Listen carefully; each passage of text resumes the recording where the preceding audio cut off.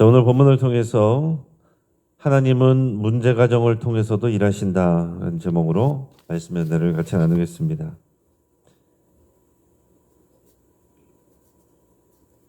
여러분, 다 엉켜버린 그런 실타래를 여러분들이 본 적이 있으시죠? 이게 도대체 어디가 시작이고 어디가 끝인지 알 수 없는 다 엉켜버린 그런 실타래들이 있습니다.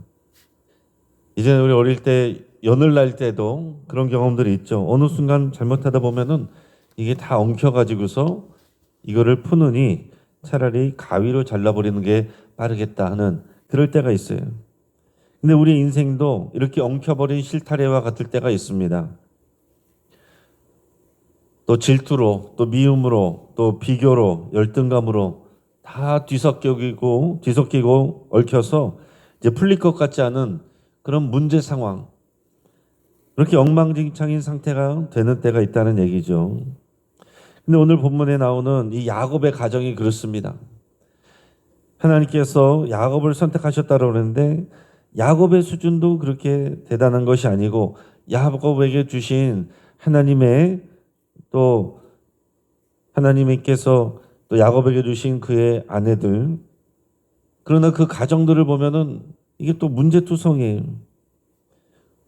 두 아내 라헬과 레아, 또 순서대로 하면은 레아가 언니니까 레아와 라헬, 또 그녀들은 또 남편의 사랑을 차지하는 것, 그리고 자녀를 얻는 것. 그 당시에는 특히 이제 아들을 낳는 것이 지금 현대보다도 훨씬 더 중요한 상황이었습니다.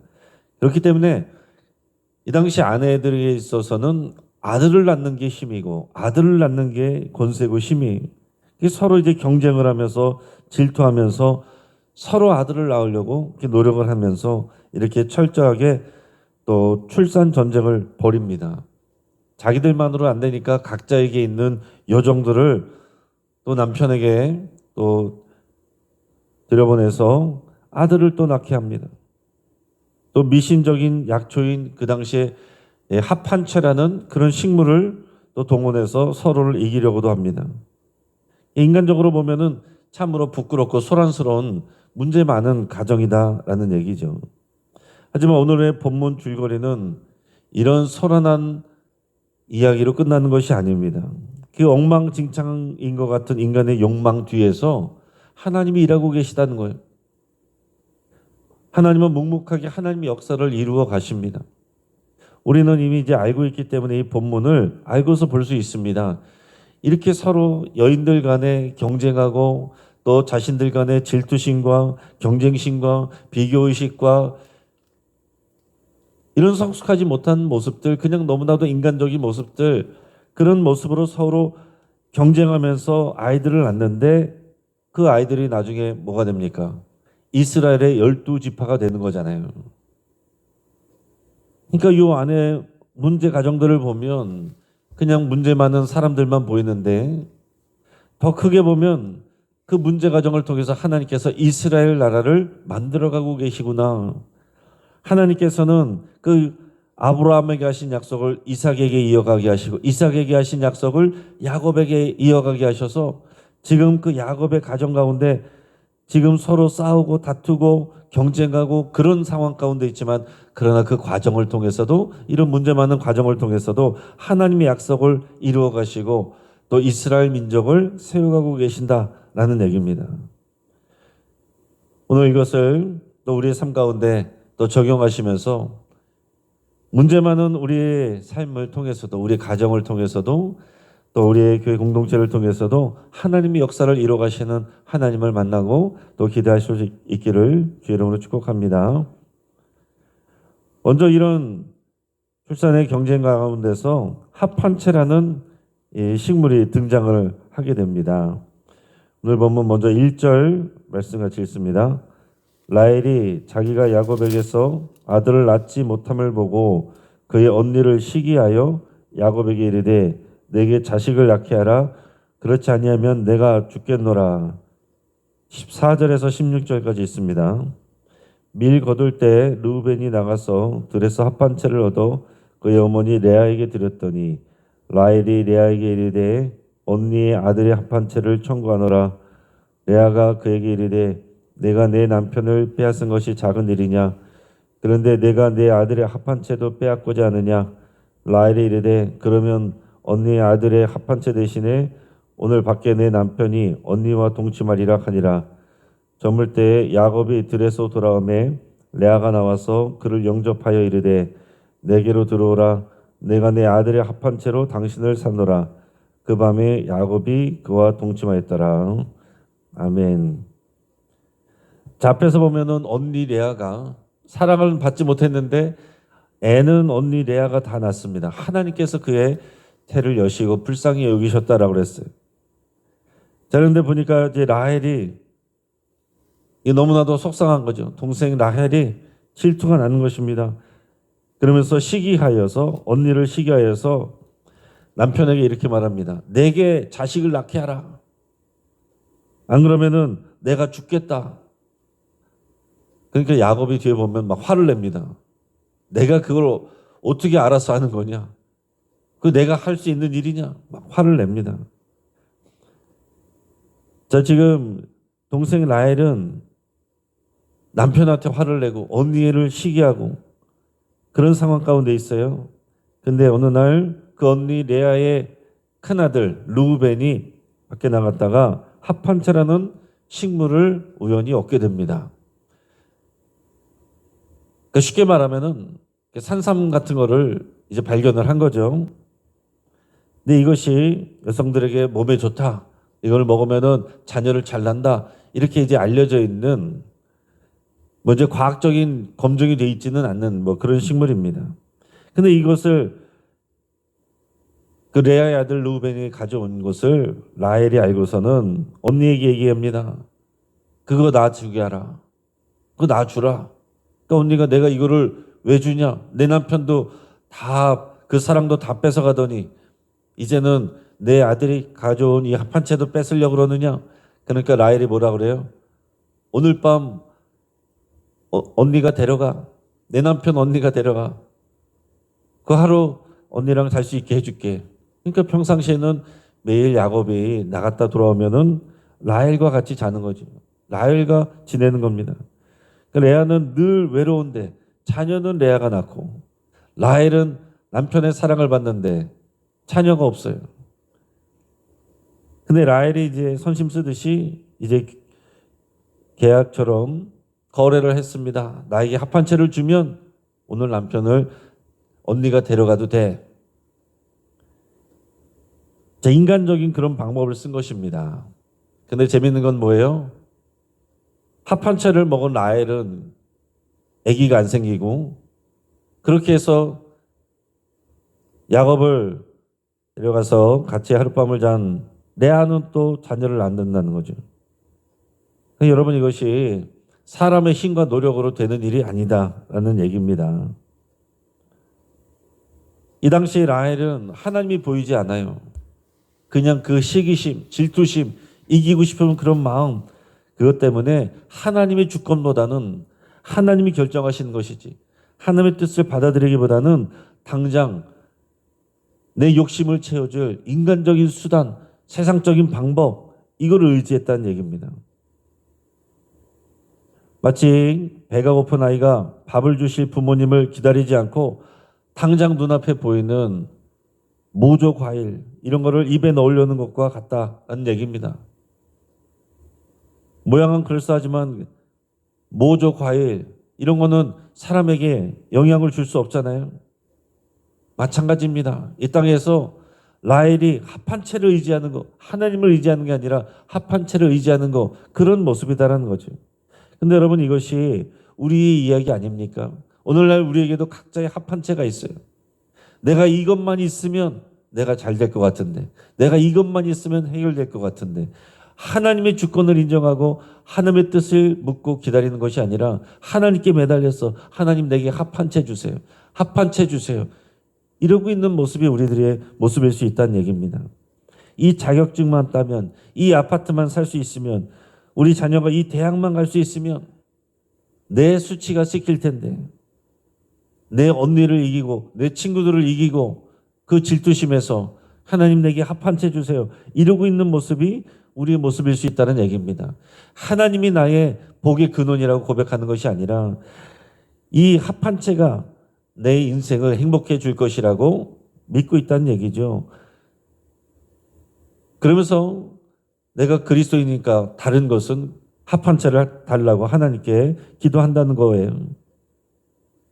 그러나 여러분, 인간의 수단은 우리의 갈증을 잠시 해소하게 하는 것이지 우리의 근본적인 해결이 되는 것이 아닙니다. 우리가 붙들어야 될 것은 뭐예요? 합한체가 아니시고 합한체가 아니라 세상의 주관자 대신 우리 하나님을 붙드는 것이 필요한 것입니다. 자, 더 나가서 레아와 라헬 둘 다 지금 행복하진 않아요. 왜 그렇습니까? 둘 다 비교하는 감옥에 갇혀 있어요. 그 마음이 서로 비교하면서 비교라는 그 감옥의 마음들이 갇혀 있기 때문에 둘 다 행복하지 않다라는 얘기입니다. 우리 8절 말씀 같이 읽겠습니다. 라헬이 이르되 내가 언니와 크게 경쟁하여 이겼다 하고 그 이름을 납달리라 하였더라. 13절 말씀 같이 읽습니다. 레아가 이르되 기쁘도다 모든 딸들이 나를 기쁜 자라 하리로다 하고 그 이름을 아셀이라 하였더라. 18절 말씀 있습니다. 레아가 이르되 내가 내 시녀를 내 남편에게 주었으므로 하나님이 내게 그 값을 주셨다 하고 그 이름을 이사가리라 하였으며. 자, 이 내용들 보면 어떻습니까? 레아는 아들이 넷이나 있었지만은 라헬이 늘 부러웠어요. 남편의 사랑을 받고 있으니까요. 레아는 내가 아들을 낳으면은 이제는 나를 사랑해 주겠지. 이제는 나에게 관심 가져주겠지. 이제는 나하고 살겠지. 늘 그 생각을 하고 있어요. 근데 라헬은 어떻습니까? 언니가 시기심이 나요. 질투가 납니다. 아들을 잘나니까. 그래서 시기합니다. 그래서 두 사람 모두 어때요? 행복하지 않아요. 두 사람 모두 마음이 지옥입니다. 두 사람 모두 각자 가진 것이 있는데 가진 것에 감사하지 않고 상대방은 있는데 나에게 없는 것, 그것만 쳐다보면서 불행하다고 여기고 있다는 것입니다. 그러니 이제 언니하고 동생 관계가 이거는 뭐 자매 관계도 아니고 서로 협력 관계가 아니라 이겨야 할, 이겨 넘어야 할 그런 경쟁자로만 보이는 것입니다. 그래서 아들을 낳을 때마다 이름을 붙일 때도 그런 경쟁하는 마음을 담아서 자녀들의 이름을 짓는 거예요. 여러분, 오케스트라에서 악기들이 각자 자기 소리를 내고 각자 악보를 연주를 해야 되는데 자기 옆에 있는 악기를 보면서 그거 부러워하고 그 악보를 쳐다보고 그러고 있으면 어떻게 되겠습니까? 연주가 안 되는 거죠. 비교할 게 아니에요. 오케스트라에는 다양한 악기가 있고 거기에 맞는 악보가 있습니다. 자기 악기의 소리를 필요한 때에 거기에 있는 자기 악보를 가지고 맞춰서 연주를 하면 되는 것입니다. 오늘날 우리를 불행하게 만드는 가장 빠른 길은 비교예요. 하나님께서 우리 각자에게 향한 하나님의 계획이 있으십니다. 비교하지 말고 우리 각자에게 향한 하나님을 신뢰하고 의지하고 지금 우리 각자에게 주신 것들을 감사하면 되는데, 그러면 그 자리가, 그 시간이 바로 행복의 자리가 되는데 계속해서 비교해가면서 저 사람이 갖고 있는 건 나도 저거 갖게 해주세요. 나도 저거 갖게 해주세요. 그러는 순간에는 우리가 행복할 수가 없습니다. 하나님이 비록 주셔도 그 잠깐에는 내가 이긴 것 같고 내가 행복한 것 같으나 또다시 비교하고 또다시 질투하면 여전히 우리 마음은 감옥에 갇혀 있다는 거예요. 여러분, 진리가 너희를 자유케 하리라. 여러분, 이 말씀을 여러분 정말로 마음에 새기시고, 진리는 뭐예요? 예수님이 우리의 왕이 되시고 우리의 모든 문제를 지고 가셨고 우리에게 하나님의 은혜와 복을 주셨습니다. 다 이루셨습니다. 예수님이 우리 주인이십니다. 이 복음의 말씀에 이게 다 들어있는 것입니다. 그러면 이 안에서 고백하고 그 예수 그리스도를 정말로 내가 주님으로 믿고 그리스도 안에서 하나님이 나에게 모든 필요한 것들을 채워주시고 책임져 주십니다. 이 고백을 하면 비교라는 감옥에서 우리가 나올 수 있어요. 근데 저절로 되지 않습니다. 우리가 노력돼야 돼요. 우리 말씀을 계속 붙잡아야 됩니다. 우리에게 정말 저절로 올라오는 것은 비교하는 마음이거든요. 노력하지 않아도 이 비교하는 마음은 우리 죄의 뿌리에서부터 계속 올라옵니다. 그러나 진리가 너희를 자유케 하리라. 예수님이 우리의 왕이시고 모든 것을 다 이루셨고 하나님이 그리스도 안에서 우리를 책임지신다. 이런 말씀들은 우리가 끊임없이 묵상하고 또 생각하고 마음에 새기고 그 말씀을 붙잡고 계속해서 몸부림쳐야 그래야 그 말씀 안에서 우리가 자유함을 누릴 수 있게 되는 것입니다. 오늘날 이 시대는요, 인터넷이 발달하고 또 SNS, 카톡, 페이스북, 또 젊은 사람들은 인스타그램 끊임없이 이제 서로의 모습들을 올리면서 예전에는 모르고 지나갔을 것들을 너무 많이 알게 되고 다른 사람들은 여기 갔네 저기 갔네 이걸 갖고 있네 저걸 샀네 이게 됐네 이런 것들을 계속 비교를 하게 됩니다. 그러니까 예전보다도 더 우리 마음이 질투와 경쟁심으로 또 비교의식으로 더 힘들어져요. 그래서 SNS 우울증 이런 말들이 생겨나게 되는 겁니다. 은퇴 후의 모습들 또 계획들 준비하는 것들 우리 청년 시절에는 또 우리 불투명한 미래 이런 것들을 끊임없이 비교합니다. 누구는 됐는데 나는 안 됐고 누구는 가졌는데 나는 못 가졌고 이런 것으로 끊임없이 저울질하면서 살아가요. 근데 여러분 우리가 믿음 생활한다는 것은 그런 질투심 그런 경쟁심 그런 시기심 그런 걸 가지고 열심히 하나님 앞에 기도해서 내게도 주옵소서 그게 신앙생활의 다가 아니다라는 얘기죠. 물론 하나님께서 그런 우리를 책망하거나 또 우리를 벌 주시는 건 아닙니다. 오늘 말씀에서 보면 이런 상황들 가운데 하나님께서 그들을 나무라지 않으세요. 그들의 연약함을 성경이 그대로 보여줍니다.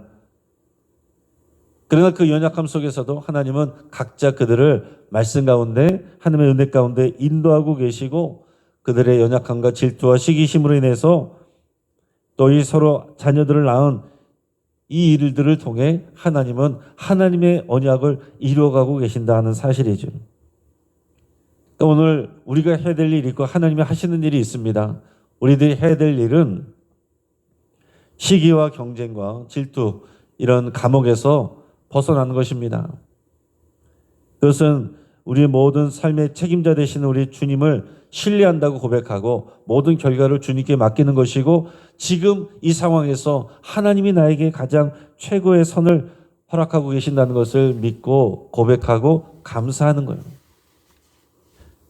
여러분 정말 오늘 매일매일 하나님이 우리의 주가 되시고 책임지고 계신다는 것을 믿고 감사하는 것 여러분 이것이 우리가 행복의 비결입니다. 자유를 누리는 비결이에요.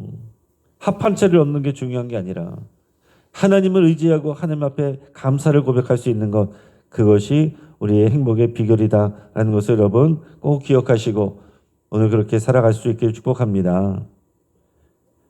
근데 새로운 역사는 무엇을 통해서 일어나는가? 합한 채가 아닙니다. 서로 간의 시기심과 경쟁심으로 일어난 서로의 노력이 아니에요. 하나님이 생각하시고 기억하시고 하나님이 일하실 때 그것들이 일어나고 새로운 시작이 열리게 되는 것입니다. 22절에서 24절 같이 읽습니다. 하나님이 라헬을 생각하신지라 하나님이 그의 손을 들으시고 그의 태를 여셨으므로 그가 임신하여 아들을 낳고 이르되 아브라함이 내 부끄러움을 씻으셨다 하고 그 이름을 요셉이라 하니 여호와는 다시 다른 아들을 내게 더하시기를 원하노라 하였더라. 아멘. 자 여기서 제일 중요한 건 22절이에요. 하나님이 라헬을 생각하신지라. 생각하다는 말은 히브리어로 자카르인데요. 이거는 단순히 잊어버리고 있다가 떠올렸다 그런 말이 아니라 하나님이 하신 그 약속을 계속해서 기억하고 계시고 행동하기로 작정하셨다. 그런 뜻입니다. 하나님이 생각하셨고 비로소 일하기 시작하셨다. 그런 뜻이에요. 이런 매일 아침마다 해가 떠오르는 것은 어떻습니까? 우리가 노력해서 간절히 원해서 해가 뜨는 게 아니에요. 때가 되면 태양이 떠오르는 것입니다. 그러니까 여러분, 우리가 하나님 앞에 간절히 기도해야 되는 의미가 있지만은, 그러나 하나님의 때가 되면 태양이 떠오르는 것처럼 하나님이 일하시는데, 라헬이 아무리 합한채를 먹어도 애가 안 생겼어요. 근데 언제 애가 생기느냐? 하나님이 그녀를 생각하시니까, 하나님이 라헬을 생각하시니까 비로소 라헬에게 아이가 생겼습니다. 여러분, 하나님이 생각하셨다. 여러분, 이것이 우리에게 은혜가 되는 것입니다. 하나님이 우리를 생각하시고 우리를 아신다는 거예요. 여러분, 하나님이 기억하시는 것, 하나님이 생각하시는 것, 이 결정이 바로, 그 절정이 뭐냐면 예수 그리스도입니다. 하나님께서 예수 그리스도를 우리에게 보내주신 거예요. 우리는 라헬이 수치 속에서 살았던 것처럼 우리는 죄라고 하는 수치 속에서 살아온 존재들입니다. 그런데 하나님께서 우리를 기억하셔서 예수 그리스도를 이 땅 가운데 보내주신 거예요. 요셉이 라헬의 부끄러움을 씻어 주었던 것처럼 예수님은 십자가에서 우리 모두의 이 죄에 대한 수치와 그 결핍을 씻어 주셨습니다. 그래서 이제는 우리는 내 힘으로 나의 존재 가치를 증명하는 삶을 사는 사람들이 아니라 나를 생각하시고 기억하시는 그 주님 안에서, 또 예수 그리스도 안에서만 진정한 안식을 누릴 수 있고 진정한 평안을 누릴 수 있다라는 사실입니다. 오늘날 여러분 마음 가운데 평안이 없다. 전전긍긍하고 있다. 두려운 마음이 있다. 오늘 내가 내 마음의 중심에 합한체가 있는지, 예수 그리스도가 있는지 그것을 기억을 하시고 생각을 하시고 오늘 결단하시는 시간 될 수 있길 바랍니다. 이탈리아 피렌체에 가면은요, 가장 아름다운 조각상이라고 불리는 다비드 상이 있습니다. 이게 다윗 상이죠. 근데 이 작품이, 위대한 작품이 탄생하는 과정은 순탄하지 않았다라고 그래요. 이 조각상에 쓰인 거대한 대리석이 있었는데 여러 작가들이 손을 대려고 그랬지만은 실패했습니다. 조각가들은 얘기했어요. 이 돌의 결이 너무 좋지 않다. 또 중간에 큰 흠집이 있다. 이런 여러 이유로 인해서 이 돌로는 아무것도 만들 수 없다. 많은 작가들이 포기했어요. 그래서 그 거대한 돌덩이는 무려 40년 동안이나 성당 마당의 한 구석에 그렇게 방치되어 있었다고 합니다. 근데 미켈란젤로는 달랐습니다. 모두가 쓸모없다고 외면한 이 흠집투성이 돌덩이 속에서 살아 숨쉬는 다비드의 모습을 보는 거예요. 남들에게는 보이지 않는데 이 미켈란젤로 작가의 눈에는 보이는 것입니다. 그리고 조각을 했어요. 그리고 나중에 말할 때 이렇게 말합니다. 나는 단지 돌 속에 갇혀있는 천사를 보았고 그 천사를 자유롭게 풀어줄 때까지 돌을 깎아내렸을 뿐이다. 사랑하는 여러분, 우리가 살펴본 야곱의 가정은 어떻습니까? 진흙탕 속에 있는 모습이고 흠집투성인 돌과 같습니다. 다 얽혀버린 실타래와 같습니다. 시기와 질투와 속임수. 그러나 그곳에서 아무도 이스라엘이라는 하나님의 약속이 이루어질 것을 보지 못하였지만은 하나님은 보고 계셨다는 거예요. 그리고 하나님은 기억하고 계시고 생각하시고 계셨습니다. 하나님은 우리에게도 그렇게 하신다는 거예요. 우리는 문제투성이, 우리 삶에는 여러 가지 부족한 것 투성이, 여러 가지 상처 투성이지만은 그 안에서 하나님은 하나님의 형상을 바라보고 계시고 우리에게 불필요한 것들을 깎아내려가고 계신다 하는 사실이에요. 그러니까 여러분, 하나님께서 우리를 더 아름답게 예수 그리스도를 닮아가도록 하기 위해서 우리에게 못난 부분들은 깎아내려가시고 부족한 부분들은 채워가시고 굽은 것들은 또 펴나가고 계시는 그 일을 하신다는 것을 여러분이 기억하시길 바랍니다. 어떻게 나에게 이런 일이 일어날 수 있어?